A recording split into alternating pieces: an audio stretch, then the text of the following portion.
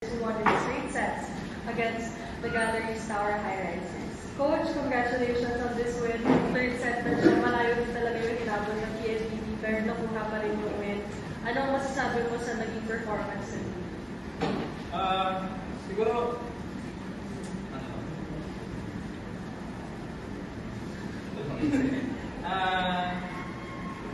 hindi dapat tumabot sa ganun na yung maghahabol pa kung na malaki. Kung nakontrol namin yung start pa lang.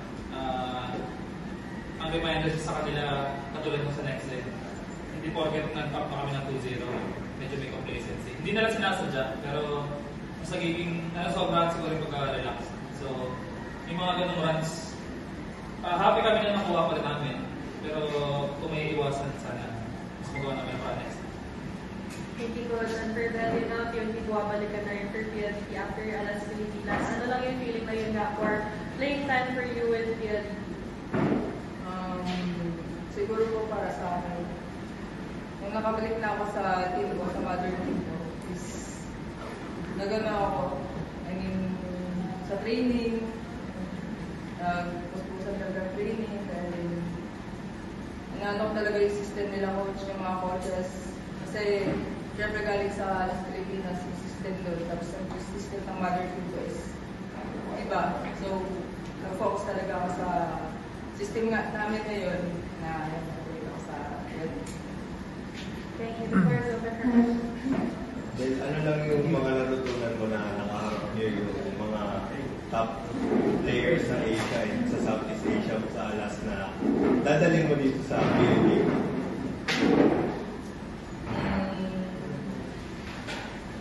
Siguro yung maturity. Maturity kasi as a player, then iba talaga yung feeling kapag matured ka na sa laro, yung sa team, yun, nakaka-boost din ng confidence kapag yung sa namin, experience ko, yun, share ko rin yung mga natutunan ko sa Alas Pilipinas sa team ko. Yun po, Coach, yung galing nga po medyo talagang dinigin nila sa inyo ngayon yung laro. Tingin po ba mas nagiging competitive na rin talaga lahat ng teams kumpara ng mga huling conferences siguro na para kahit sino kaya na talaga magbigay ng mas maganda dikit na laban sa kahit sino. Yeah, parang nabanggit din yung coach ng next league last time.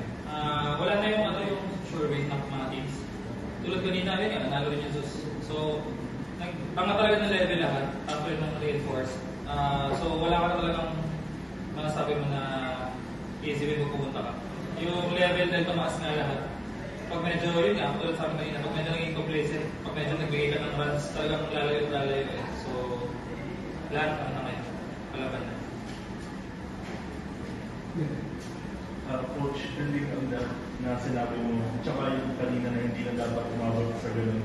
Ano kailangan gawin ng PLDT para siguro sumabay dun sa sinabi niyo umangat na lahat ng team para hindi na maulit na may pinito yung nakaraan yung nakakahabol yung next day. Ngayon, hindi ganun kayo sa Galleries. Siguro yung lang, yung mabilis na pag-refocus kapag nagkakaroon ng ganung runs. Kasi yun nga, hindi na push over yung mga tao so lahat magaling, lahat malakas na. Ang mas pinaprepare kasi namin yung kapag kami individually yung nahihirapan para makapabalik agad. Pero yung mga ganitong baliktad naman, kami yung nag-dominate ng dalawa. Kailangan din na kami mag-relax na magbigay or maging complacent pa. So mas yun eh. So yung next time namin, katulad ng pag-remind ko kanina, yun nga, hindi porket naka 2-0 na medyo bababa yung level. Kailangan maging same ng goal. Coach, kung naalala niyo, kasi naka-15-21, tapos nag-10-1 yung PLDT. Ano siguro yung focal point mong usapan na yun sa team na para hindi pumigay pa, na hindi nabigyan ng set yung Galleries? Hindi naman siya yung pinag-usapan pa namin ng sadya.